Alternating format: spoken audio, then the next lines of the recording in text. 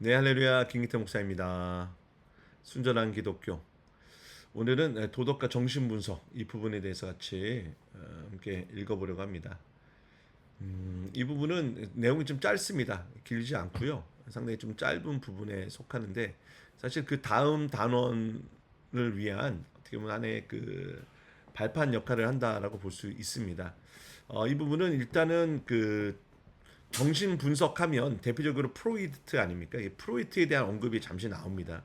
근데 프로이트의 이런 정신 분석에 대한 부분을 전면적으로 거부하거나 하는 그런 자세를 취하는 것이 아니라 그보다 더 본질적인 우리 인간에 있어서 더 본질적인 부분이 무엇인지를 사실 이야기합니다. 그 부분에 있어서 오늘 이 짧은 글이지만 오늘날 비기독교인들이 기독교에 대해 좀 폄하하는 정신 분석과 동일선상에 두거나 그보다 좀 더 낮은 위치로 보려는 오해를 어느 정도는 해소시킬 수 있는 우리 기독교적 변증 방법이 아닐까 싶은 생각이 드는데요. 한번 같이 보도록 하겠습니다. 이 글은 사실상 이제 기독교의 도덕이 뭐냐, 기독교 도덕의 본질이 뭐냐라는 부분을 좀 그곳으로 우리를 좀 이끌어 가는데요. 함께 좀 보도록 하겠습니다. 저는 C.S. 루이스죠. 우리 대다수가 그리스도인이 되기 전에는 기독교 사회에 도달할 수 없다고 말했습니다. 물론 이것은 먼 훗날 꿈에 그리던 그 날이 오기 전까지는 이 사회와 관련하여 어떤 일도 하지 않아도 된다는 뜻이 아닙니다. 오히려 이것은 우리가 두 가지 일. 첫 번째, 황금률이죠. 남에게 대접받고자 하는 대로 너희도 남을 대접하라는 원칙을 현대사회에 세부적으로 적용할 방법을 찾는 일. 두 번째, 그렇게 찾은 방법을 기꺼이 적용하는 사람이 되는 일을 동시에 해야 한다는 뜻입니다. 이제 저는 기독교가 말하는 선한 사람이란 과연 어떤 사람인가에 대해, 즉 인간이라는 기계에 대한 기독교적 설명에 대해 살펴보고자 합니다. 여러분, 인간을 기계로 비유했다는 것은 이 앞의 단원, 제가 영상으로 만들진 않았지만 그 앞에 있는 단원에 나오는 비유적 표현입니다. 그러니까 C.S. 루이스가 인간을 기계로 보는 것은 아닙니다. 자, 세세한 이야기에 들어가기에 앞서 짚고 넘어가고 싶은 일반적인 사항이 두 가지가 있어요. 첫째로 여러분은 기독교 도덕이 인간이라는 기계를 올바로 움직이기 위한 기술이라는 주장을 들었을 때 아마 이와 비슷한 주장을 하는 듯한 다른 기술, 즉 정신 분석과 기독교가 어떤 관계에 있는지를 알고 싶을 것입니다. 먼저 여러분은 정신 분석학자들이 실제로 사용하는 의학 이론 및 기술과 프로이트를 비롯한 몇몇 사람들이 거기에 덧붙여 놓은 일반적인 철학적 세계관을 아주 분명하게 구분해야 합니다. 구분할 필요가 있다라고 이야기해요. 자, 두 번째 것, 즉 프로이드의 철학은 또 한 사람의 위대한 심리학자인 융의 철학과 정면으로 배치됩니다. 더구나 프로이드는 신경적 치료에서는 전문가이지만 일반 철학에서는 아마추어입니다. 여기서 보면 프로이트를 딱 제안해 두는 것을 볼 수가 있어요. 그러므로 신경증 치료에 대한 그의 말에는 귀를 기울여도 일반 철학에 관한 말에는 귀를 기울이지 않는 것이 분별 있는 태도입니다. 저는 그렇게 하고 있습니다. 사실 저도 이제 프로이트의 글을 좀 읽고 그에 대해서 이해하려고 좀 하긴 했는데요. 프로이트만의 그런 그 관점이 있습니다. 이런 관점들이 있는데 요거는 여러분들이 한번 인터넷이나 이런 자료들을 찾아서 어느 정도 알아보는 것도 재미는 있다고 생각해요. 프로이트는 일단은 인간을 대한 이해하는 방식, 인간의 어떤 그 무의식의 세계, 이런 것들을 통해 인간을 이해하려고 하는 부분들이 있어요. 자, 어쨌거나 그래서 이어가 보도록 하겠습니다. 제가 더더욱 그렇게 할 수밖에 없는 것은 그가 자기 분야를 떠나 제가 아는 분야, 어느 분야에서처럼 관해 말할 때마다 그 부분에 아주 무지하다는 사실을 확인하게 되기 때문입니다. 그러나 프로이드와 다른 이들이 첨가한 철학적 요소들만 제외한다면 정신분석학 그 자체는 적어도 기독교와 배치되지 않습니다. 자, 여기서 중요한 건 정신분석학을 인정한다, 받아들인다라는 것이 아니라 기독교와 배치되지 않는다라는 조금은 소극적인 차원에서 이 정신분석학을 지금 자신의 주장을 드러내는데 일부 이용하고 있다는 것을 여러분들이 아셔야 됩니다. 정신분석학의 기술은 어떤 점에서는 기독교 도덕과 중복되고 있으며 또 모든 이들이 이 기술에 대해 좀 알아두는 것도 그리 나쁘지는 않습니다. 그러나 이 두 기술이 하는 일에는 상당한 차이가 있으니만큼 처음부터 끝까지 똑같다고 할 수는 없지요. 도덕적인 선택에는 두 가지 요소가 관련되어 있습니다. 자, 도덕적인 선택으로 지금 딱 주제를 분명하게 했습니다. 도덕적 선택의 두 가지 요소. 하나는 선택하는 행위입니다.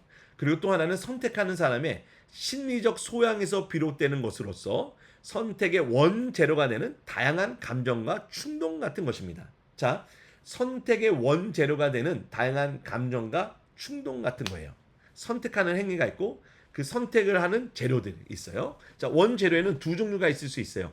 하나는 이른바 정상적인 재료로서 사람이라면 누구나 가지고 있는 감정들로 이루어진 거예요. 다른 하나는 잠재의식에서 무언가 잘못되는 바람에 생긴 요게 이제 그 프로이트의 정신분석학이 다루는 부분이다 할 수 있겠죠. 아주 자연스럽지 못한 감정들로 이루어진 재료입니다. 실제로 위험한 사물을 보고 무서워하는 감정은 첫 번째 재료의 예가 될 수 있어요. 반면에 고양이나 개미를 터무니없이 무서워하는 감정은 두 번째 재료의 예가 될 수 있지요. 또 남자가 여자에게 느끼는 욕망은 첫 번째에 해당이 되고 남자가 남자에게 느끼는 삐뚤어진 욕망은 두 번째에 해당될 것입니다.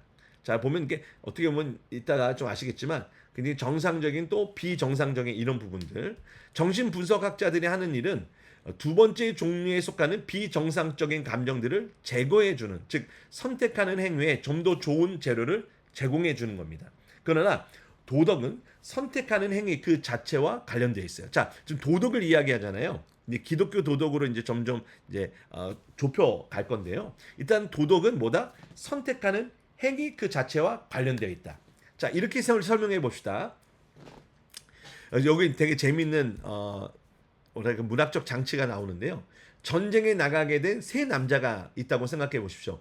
위험 앞에서 누구나 느끼는 평범하고 자연스러운 두려움을 가지고 있는 한 남자는 도덕적 노력으로 그 두려움을 이기고 용감하게 싸웠습니다.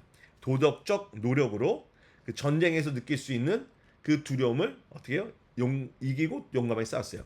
그런데 다른 두 남자는 잠재의식에서 비롯된 터무니없는 두려움이 너무나도 큰 나머지 도덕적으로 아무리 노력해도 싸울 수가 없었습니다. 그래서 한 정신분석학자가 그들을 따라가 치료를 했어요. 즉, 이 두 남자를 첫 번째 남자와 같은 상태로 돌려놓은 것입니다. 자, 여기 보세요. 첫 번째 상태로 돌려놨어요. 정신분석학적 문제는 여기서 끝나고 이제부터 도덕적인 문제가 시작됩니다. 자, 이제부터 이제 기독교 도덕이 왜 중요한지를 설명해요. 치료를 받은 두 남자는 이제 완전히 다른 길을 선택해요.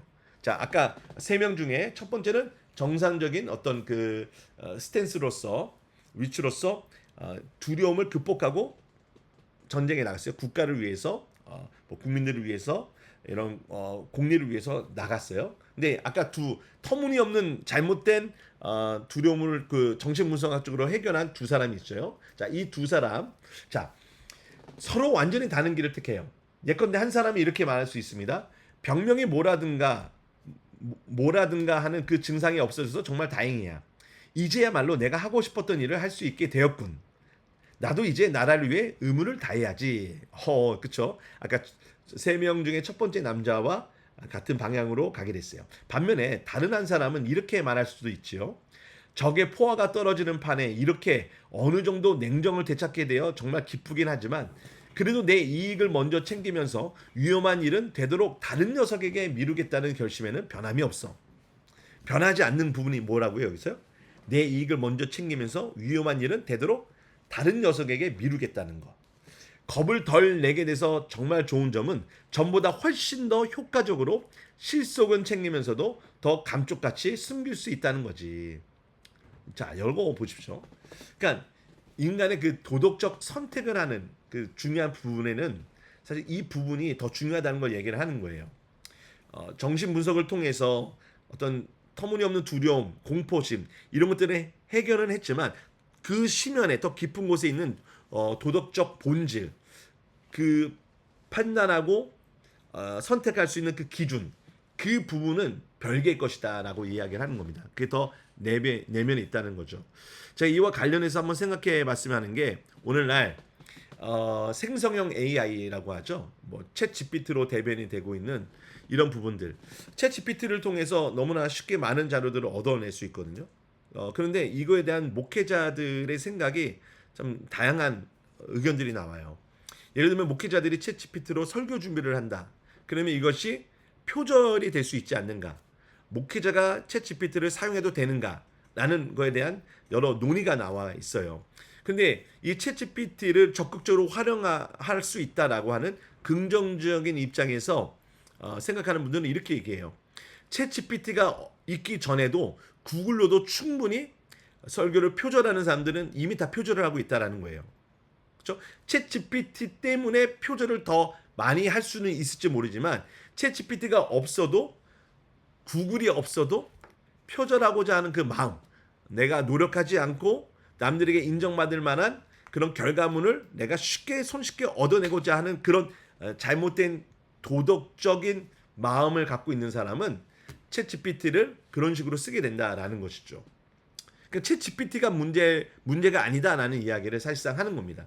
그런 면에서 오늘 이 본문, 이 책의 내용이 굉장히 제게는 도덕적 본질을 더 세밀하게 볼 수 있게 하는 그런 통찰력이 있다라고 느껴져요. 자, 이 두 태도의 차이는 순전히 도덕적인 것으로서 정신분석과는 아무 상관이 없습니다. 즉 원재료를 아무리 향상시킨다 해도 그것과 다른 문제, 즉 주어진 재료를 가지고 자신의 이익을 먼저 추구할 것인가 뒤로 미룰 것인가를 자유롭게 결정해야 하는 진정한 선택의 문제는 여전히 남다라는 것입니다. 이런 자유로운 선택은 도덕이 관여하는 유일한 영역입니다. 심리적 재료가 나쁜 것은 죄가 아니라 병입니다. 따라서 회개할 것이 아니라 치료받아야 합니다. 이 점은 아주 중요합니다. 인간은 겉으로 드러난 행동을 보고 서로를 판단합니다. 그러나 하나님은 사람들의 도덕적 선택을 보고 판단하십니다. 이걸 보면 이제 구약의 대표적인 두 인물이 대조적으로 나타나는데 바로 초대왕 사울과 그리고 다윗 왕이라 할 수 있겠죠. 사울 왕은 사람들이 겉모습을 보고 택한 왕이라면 하나님께서 그 속을 보시고 마음에 드셔서 택한 왕이 다윗 왕이죠. 자, 그 내면, 하나님 보시는 그 내면이 무엇인지를 이제 조금 더 성경적으로 또 뭐랄까 변증법적으로 보여주는 대목이라 생각합니다. 고양이에게 병적인 공포를 느끼는 신경증 환자가 어떤 좋은 이유 때문에 꾹 참고 고양이를 집어들 때 하나님은 건강한 사람이 빅토리아 십자훈장을 받을 만한 행동을 하는 것보다 더 용감한 일로 보실 수 있습니다. 그렇죠? 고양이를 드는 건 사실 일반 사람들에겐 별 문제가 아닐 수도 있어요. 그러나 어떤 사람이 그 어떤 트라우마가 있는지 모르겠지만 어떤 병적인 공포를 느껴요, 고양이한테. 그런데 어떤 좋은 이유 때문에 꾹 참고 그 고양이를 집어 드는 거예요. 근데 이게 이 사람에게 봤을 때 상대적으로 엄청난 용기와 도전을 한 결과라고 볼 수 있겠죠. 겉으로 보기에는 야 고양이 든 게 뭐 별 대수로운 일이야 라고 생각할 수 있지만 그 사람에게는 사실상 엄청 용감한 일이다. 하나님 보실 때도 그러하지 않겠냐라는 거 보는 거죠. 자, 어렸을 때 성격이 삐뚤어지는 바람에 잔인함이 몸에 밴 어떤 사람이 동료들의 조롱을 무릅쓰고 아주 작은 친절을 베풀거나 어떤 잔인한 행동을 하고 싶은 마음을 참을 때 하나님은 여러분과 제가 친구를 위해 목숨을 버리는 일보다 더 크게 보실 수 있습니다. 그렇죠? 그러니까 이게 어떻게 보면 하나님께서는 한 사람과의 1대1 관계 속에서 그 사람의 상대적인 행동이 판단이 아니라 절대적인 평가 판단하시다라고 볼 수 있겠죠. 자, 역으로도 말할 수 있습니다. 겉보기에 아무리 괜찮은 사람이라도 지금처럼 좋은 유전 형질과 좋은 교육의 혜택을 받지 못했다면 우리가 악마 취급하는 인간보다 더 못한 인간이 되었을 수도 있습니다. 히물러 같은 심리적 소양의 교육까지 형편없이 받고 자라 권력을 얻었을 경우 과연 어떤 행동을 했을 것인지 자신 있게 말할 수 있는 사람이 누가 있겠습니까? 그렇기 때문에 기독교에서는 남을 판단하지 말라고 가르치는 것입니다. 그렇죠? 남을 판단하지 말아야 될 이유는 그 사람의 속마음, 그 사람의 어떤 선택의 원인, 동기, 이것을 다 제각기 다르기 때문이다라고 말을 하는 것 같습니다. 우리는 사람의 원재료에서 나온 선택의 결과만 봅니다. 그러나 하나님은 인간의 원재료만 보고 판단하시는 것이 아니라 그 원재료로 무엇을 했느냐를 보고 판단하십니다. 심리적 기질에 대해 부분은 대개 육체에서 비롯됩니다. 그러니까 육체가 죽으면 그 모든 기질 또한 떨어져 나가고 진짜 그 사람의 중심, 선택을 내렸던 그것, 자신이 가진 재료로 최선의 것을 만들어내기도 하고 최악의 것을 만들어내기도 했던 그것만이 벌거벗은 모습으로 남을 것입니다. 그때 본인은 자기 것으로 여겼지만 사실은 소화가 잘 된 결과 생겼던 온갖 멋있는 요소들이 떨어져 나가는 사람들이 있을 것입니다.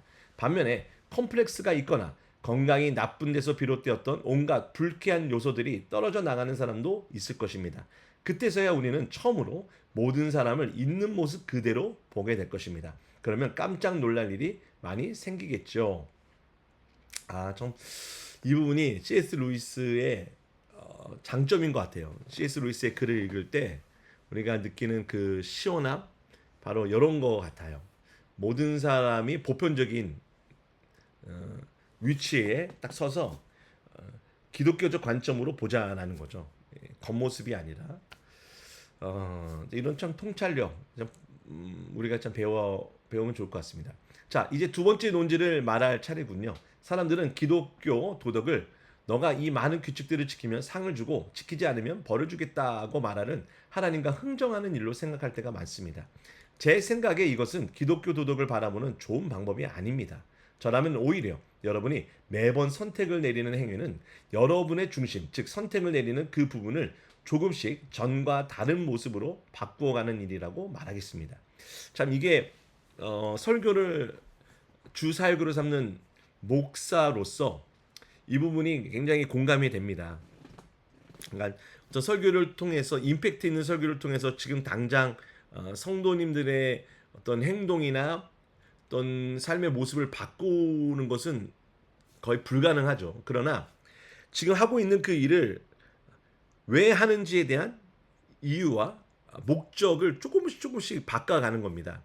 겉으로 보기에는 똑같은 회사에 똑같이 출근을 하고 똑같은 시간에 퇴근을 하지만 그리고 결과는 뭐 월급이 늘어나는 것도 아니고 그대로일 수 있지만 그러나 그 일을 할 때 내가 왜 일을 해야 되는가 이 하는 이유의 목적이 뭔가를 이제는 그리스도 중심으로 바꿔가고 하나님을 위해서 방향을 조금씩 돌릴 때 사실 이거는 엄청난 차이로 볼 수 있다는 거죠. 그렇죠? 근데 이것은 인간의 사람의 눈으로는 보이지 않고 또 이것 때문에 우리가 그 많은 시간 동안 말씀을 읽고 묵상하고 설교하고 또 설교를 듣고 기도하고 몸부림치는 것, 이 미세한 차이, 자 이것이 우리 그리스도인의 신앙생활이 아닌가 싶습니다.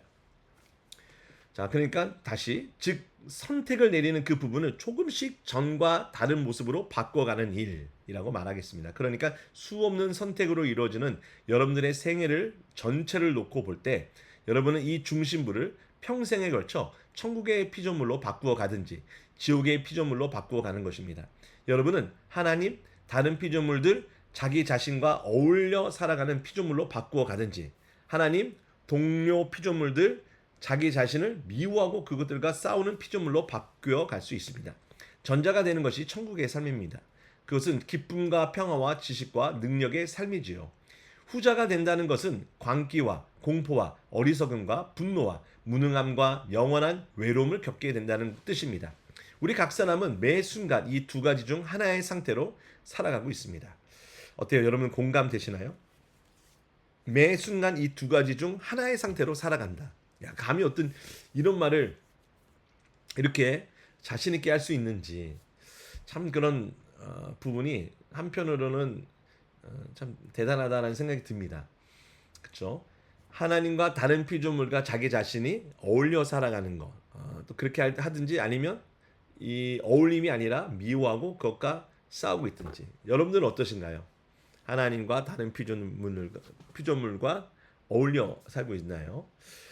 자, 이 점은 기독교 저자들의 책을 읽을 때 늘상 저를 헷갈리게 하던 문제 하나를 해결해 줬어요. 기독교 저자들은 아주 이 부분 정말 여러분 눈여겨보십시오. 아주 엄격해 보이는 때가 있는가 하면 지극히 자유롭고 태평스러워 보일 때가 있습니다. 생각으로 지은 죄는 엄청나게 심각한 일처럼 다루다가도 끔찍한 살인이나 배신 행위는 회개만 하면 다 용서받을 수 있는 일처럼 말하기도 하죠. 그러니까 이 부분이 사실상 비기독교인들, 세상 사람들이 기독교인들을 볼 때 굉장히 불편하게 보는 시각 중에 하나예요. 대표적인 그 한국의 영화 있잖아요. 밀양. 그런 거 보면 특히 기독교인들이 자기 자신을 이렇게 쉽게 그 엄청난 살인을 저지르 놓고서도 하나님께 용서받았다는 말을 어떻게 그렇게 쉽게 할 수 있는가? 그렇죠? 그리고 피해자에게 있어서 피해자에게 끼친 어떤 손해나 또 큰 마음의 상처나 트라우마 이런 부분에 대해서는 또 기독교인들이 굉장히 가볍게 여기는 듯한 그런 시선을 가질 수 있거든요. 물론 이 부분을 우리가 쉽게 이렇게 단순하게 얘기할 수는 없는 거지만 왜 기독교인들이 그렇게 보이는가, 실제는 아니지만 왜 그렇게 보이는가 하는 부분을 여기서 언급하고 있어요. 그러나 마침내 저는 그들이 옳다는 것을 알게 되었습니다. 그들이 항상 염두에 두는 것은 지금은 사람의 눈에 보이지 않지만 앞으로 영원히 우리 각자가 감내하게 될 또는 즐기게 될 그 작은 중심의 자아의 그 행동이 어떤 흔적을 남기느냐 하는 점입니다. 한 사람은 분을 터뜨려 수천 명의 피를 흘릴 수도 있고 또 한 사람은 분을 터뜨렸다가 조롱만 당할 수도 있습니다. 그러니까 그 분을 터뜨림으로써 일어날 수 있는 외형적인 뭐랄까 결과값은 다를 수 있다는 거예요. 어떤 사람은 수많은 사람들에게 피해를 끼치고 어떤 사람은 조롱만 당할 수도 있어요. 그러나 그 행동으로 영혼의 작은 흔적을 남겼다는 점에서는 두 사람이 똑같습니다. 두 사람은 자신에게 중요한 일을 저질렀고 회개하지 않는 한 다음에 그 유혹이 올 때 화를 참아내기가 더 어려울 것이며 아마 이번보다 더 심하게 화를 낼 것입니다. 진심으로 하나님께 돌아가기만 한다면 두 사람 모두 중심의 비틀린 부분을 바로 잡을 수 있습니다. 이거는 아까 그 프로이드 정신분석학에서 말하는 것과는 다른 거죠.